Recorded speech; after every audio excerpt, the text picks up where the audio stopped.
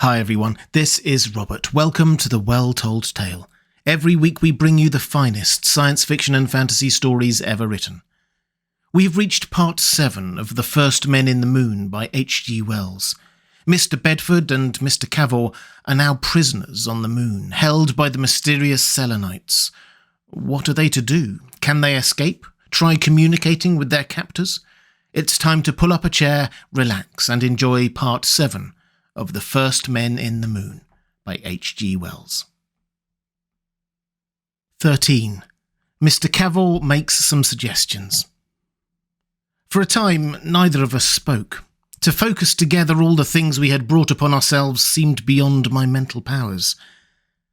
"They've got us," I said at last. "It was that fungus. Well, if I hadn't taken it, we should have fainted and starved. We might have found the sphere." I lost my temper at his persistence and swore to myself.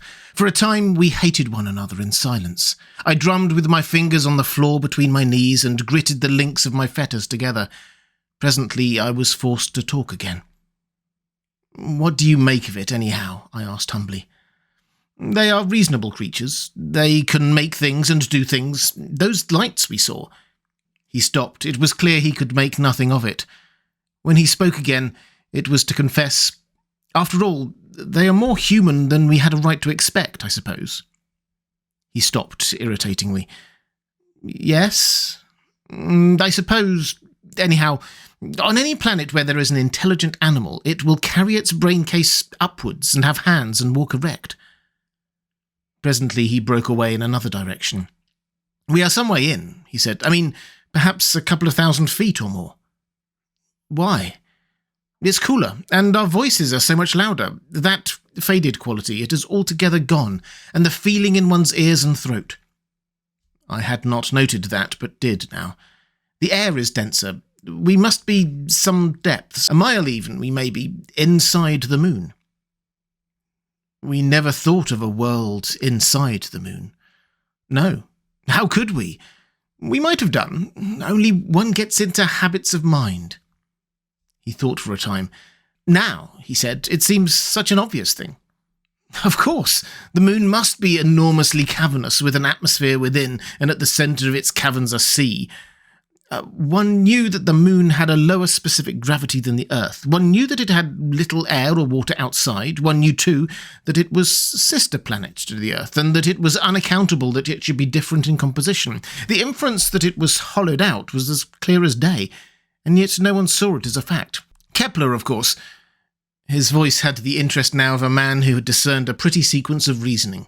"Yes," he said, "Kepler with his subvolvani was right after all." "I wish you had taken the trouble to find that out before we came," I said. He answered nothing, buzzing to himself softly as he pursued his thoughts. My temper was going. "What do you think has become of the sphere, anyhow?" I asked. "Lost," he said, like a man who answers an uninteresting question. "Among those plants? Unless they find it. And then, how can I tell?" "Cavor," I said with a sort of hysterical bitterness, "the things look bright for my company." He made no answer. "Oh, good Lord," I exclaimed. "Just think of all the trouble we took to get into this pickle. What did we come for? What are we after? What was the moon to us, or we to the moon? We wanted too much. We tried too much. We ought to have started the little things first. It was you who proposed the moon, those Cavorite spring blinds. I am certain we could have worked them for terrestrial purposes. Certain. Did you really understand what I proposed? A steel cylinder." "Rubbish," said Cavor. We ceased to converse. For a time Cavor kept up a broken monologue without much help from me. "If they find it," he began, "if they find it, what will they do with it? Well, that's a question. Maybe that's the question. They won't understand it, anyhow.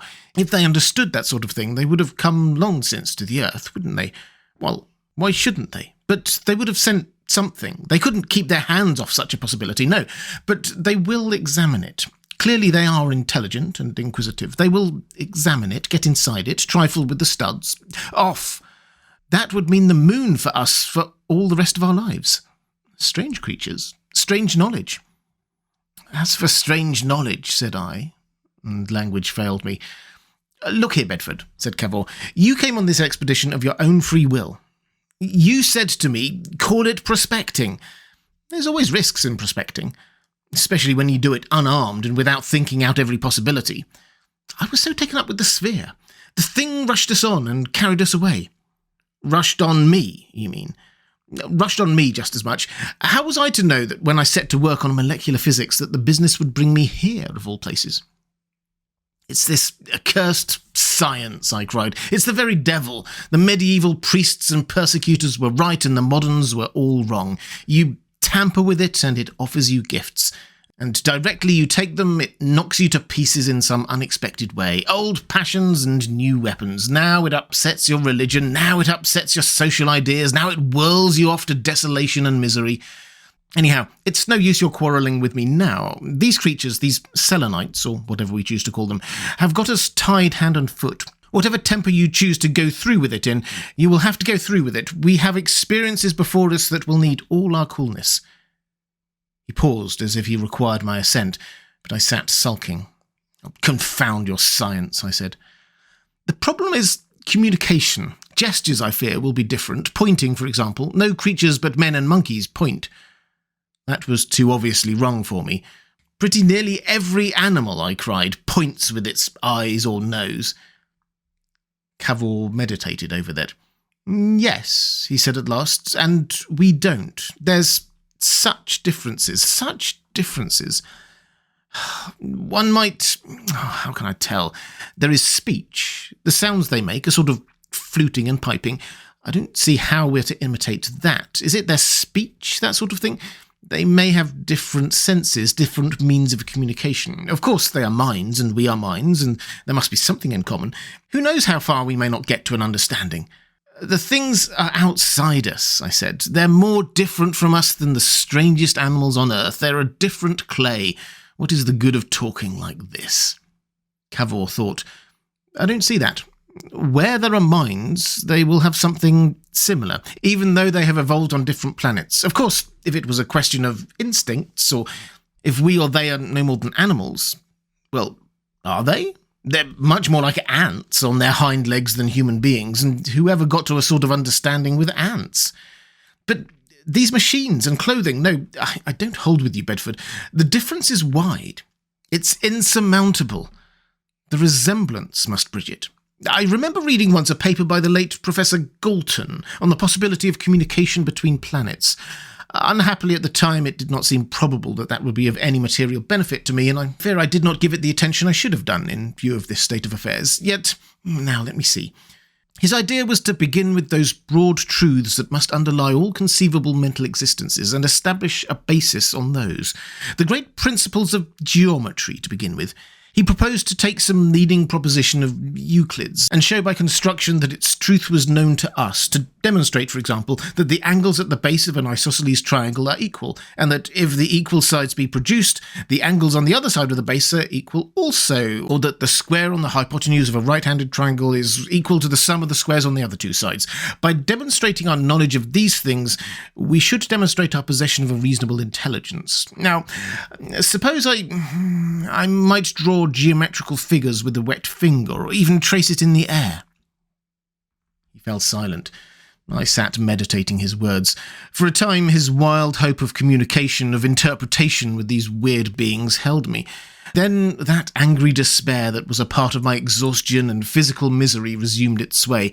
I perceived with a sudden novel vividness the extraordinary folly of everything I had ever done. Ass, I said. Oh, ass, unutterable ass. I seem to exist only to go about doing preposterous things. Why did we ever leave the thing? Hopping about looking for patents and concessions in the craters of the moon. If only we had the sense to fasten a handkerchief to a stick to show where we had left the sphere. I subsided, fuming. It is clear, meditated Cavor. They are intelligent. One can hypothecate certain things. As they have not killed us at once, they must have ideas of mercy. Mercy, at any rate of restraint, possibly of intercourse. They may meet us. And this apartment and the glimpses we had of its guardian, these fetters, a high degree of intelligence. I wish to heaven, cried I. I'd thought even twice. Plunge after plunge, first one fluky start and then another. It was my confidence in you. Why didn't I stick to my play? That was what I was equal to. That was my world and the life I was made for. I could have finished that play. I'm certain it was a good play. I had the scenario as good as done. Then, conceive it, leaping to the moon. Practically, I've thrown my life away. That old woman in the inn near Canterbury had better sense. I looked up and stopped in mid-sentence. The darkness had given place to that bluish light again. The door was opening, and several noiseless Selenites were coming into the chamber. I became quite still, staring at their grotesque faces. Then suddenly, my sense of disagreeable strangeness changed to interest. I perceived that the foremost and second carried bowls. One elemental need at least our minds could understand in common. They were bowls of some metal that, like our fetters, looked dark in that bluish light, and each contained a number of whitish fragments. All the cloudy pain and misery that oppressed me rushed together and took the shape of hunger. I eyed those bowls wolfishly, and though it returned to me in dreams, at that time it seemed a small matter that at the end of the arms that lowered one towards me were not hands, but a sort of flap and thumb, like the end of an elephant's trunk. The stuff in the bowl was loose in texture and whitish-brown in colour, rather like lumps of some cold souffle, and it smelt faintly like mushrooms. From a partially divided carcass of a mooncalf that we presently saw, I am inclined to believe that it must have been mooncalf flesh. My hands were so tightly chained that I could barely contrive to reach the bowl, but when they saw the effort I made, two of them dexterously released one of the turns about my wrist. Their tentacle hands were soft and cold to my skin. I immediately seized a mouthful of the food. It had the same laxness in texture that all organic structures seem to have upon the moon. It tasted rather like gopher or damp meringue, but in no way was it disagreeable. I took two other mouthfuls. "I wanted... Phew," said I, tearing off a still larger piece. For a time we ate with an utter absence of self-consciousness. We ate and presently drank like tramps in a soup kitchen. Never before nor since have I been hungry to a ravenous pitch, and save that I have had this very experience, I could never have believed that 250,000 miles out of our proper world, in utter perplexity of soul, surrounded, watched, touched by beings more grotesque and inhuman than the worst creations of a nightmare, it would be possible for me to eat in utter forgetfulness of all those things. They stood about us, watching us, and ever and again making a slight elusive twittering that stood, I suppose, in the stead of speech. I did not even shiver at their touch, and when the first zeal of my feeding was over, I could note that Cavor too had been eating with the same shameless abandon. 14. Experiments in Intercourse. When at last we had made an end of eating, the Selenites linked our hands closely together again, and then untwisted the chains about our feet and rebound them, so as to give us a limited freedom of movement. Then they unfastened the chains about our waists.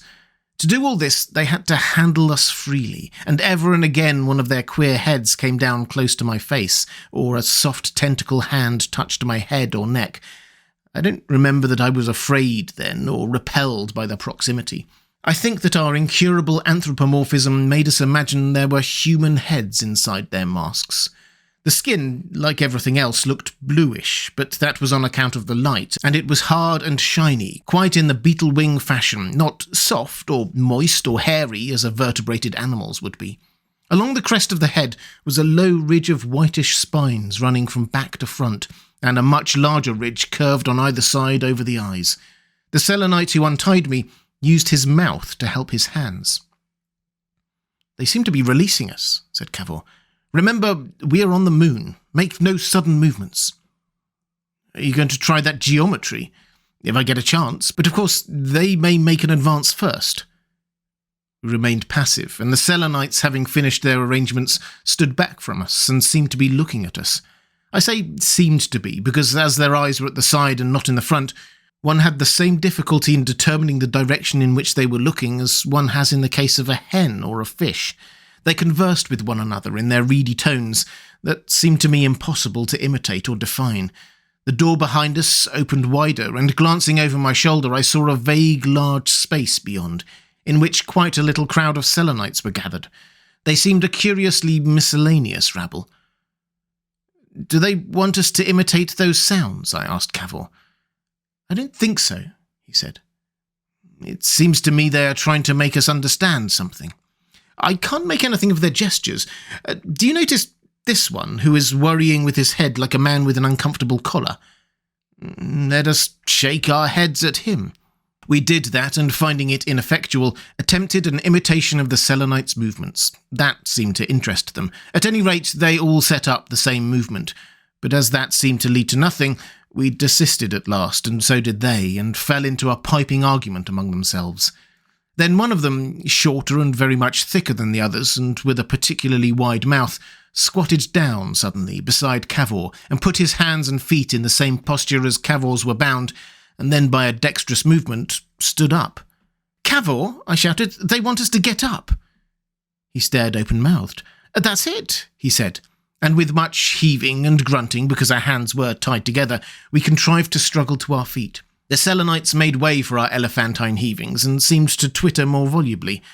As soon as we were on our feet, the thick-set Selenite came and patted each of our faces with his tentacles and walked towards the open doorway. That also was plain enough, and we followed him. We saw that 4 of the Selenites standing in the doorway were much taller than the others, and clothed in the same manner as those we had seen in the crater, namely with spiked round helmets and cylindrical body cases, and that each of the 4 carried a goad with a spike and guard, made of that same dull-looking metal as the bowls. These 4 closed about us, one on each side of us, as we emerged from our chamber into the cavern from which the light had come. We did not get our impression of that cavern all at once. Our attention was taken up by the movements and attitudes of the Selenites immediately about us, and by the necessity of controlling our motion, lest we should startle and alarm them and ourselves by some excessive stride. In front of us was the short, thick-set being who had solved the problem of asking us to get up, moving with gestures that seemed, almost all of them, intelligible to us, inviting us to follow him. His spout-like face turned from one of us to the other with a quickness that was clearly interrogative. For a time, I say, we were taken up with these things. But at last the great place that formed the background to our movements asserted itself. It became apparent that the source of much, at least, of the tumult of sounds which had filled our ears ever since we had recovered from the stupefaction of the fungus was a vast mass of machinery in active movement, whose flying and whirling parts were visible indistinctly over the heads and between the bodies of the Selenites who walked about us. And not only did the web of sounds that filled the air proceed from this mechanism, but also the peculiar blue light that irradiated the whole place. We had taken it as a natural thing that a subterranean cavern should be artificially lit, and even now, though the fact was patent to my eyes, I did not really grasp its import until presently the darkness came. The meaning and structure of this huge apparatus we saw I cannot explain, because we neither of us learnt what it was for or how it worked. One after another, big shafts of metal flung out and up from its centre, their heads travelling in what seemed to me a parabolic path, each dropping to a sort of dangling arm as it rose towards the apex of its flight and plunged down into a vertical cylinder, forcing this down before it. About it moved the shapes of tenders, little figures that seemed vaguely different from the beings about us.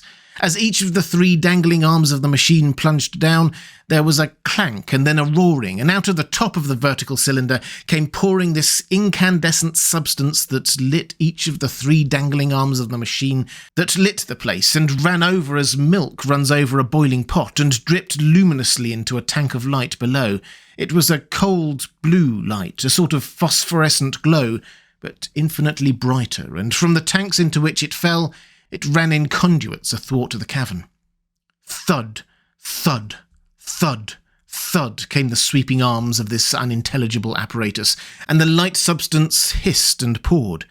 At first the thing seemed only reasonably large and near to us, and then I saw how exceedingly little the Selenites upon it seemed, and I realised the full immensity of cavern and machine.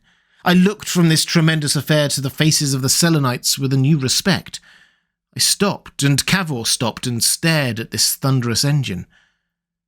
"But this is stupendous," I said. "What can it be for?" Cavor's blue-lit face was full of an intelligent respect. I can't dream. Surely these beings... Men could not make a thing like that. Look at those arms. Are they on connecting rods? The thick-set Selenite had gone some paces unheeded. He came back and stood between us and the great machine. I avoided seeing him because I guessed somehow that his idea was to beckon us onward.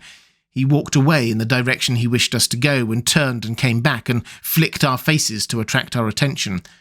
Cavor and I looked at one another. "Cannot we show him we were interested in the machine?" I said. "Yes," said Cavor. "We'll try that." He turned to our guide and smiled and pointed to the machine and pointed again and then to his head and then to the machine. By some defect of reasoning, he seemed to imagine that broken English might help these gestures. "Me look 'im," he said. "Me think 'im very much. Yes." His behaviour seemed to check the Selenites in their desire for our progress for a moment. They faced one another, their queer heads moved, the twittering voices came quick and liquid. Then one of them, a tall, lean creature with a sort of mantle added to the putty in which the others were dressed, twisted his elephant trunk of a hand about Cavor's waist and pulled him gently to follow our guide, who went on ahead again. Cavor resisted. "We may just as well begin explaining ourselves now. They may think we are new animals, a new sort of mooncalf, perhaps. It is most important that we should show an intelligent interest from the outset." He began to shake his head violently. "No, no," he said. "Me not come on 1 minute. Me look at him." "Isn't there some geometrical point you might want to bring up apropos of that affair?" I suggested, as the Selenites conferred again. "Possibly a parabolic?" he began. He yelled loudly and leaped 6 feet or more. One of the 4 armed moon men had pricked him with a goad. I turned on the goad-bearer behind me with a swift, threatening gesture, and he started back. This and Cavor's sudden shout and leap clearly astonished all the Selenites. They receded hastily, facing us. For one of those moments that seemed to last forever, we stood in angry protest, with a scattered semicircle of these inhuman beings about us. "He pricked me," said Cavor, with a catching of the voice. "I saw him." "Confound it," I said to the Selenites. "We're not going to stand that. What on earth do you take us for?" I glanced quickly right and left.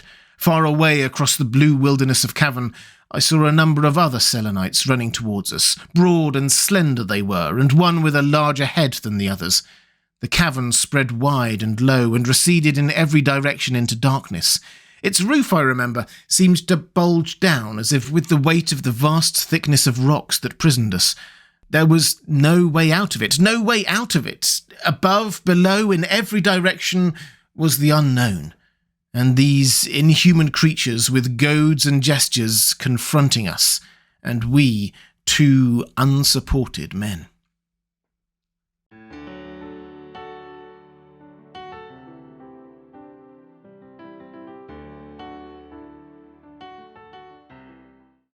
And welcome back.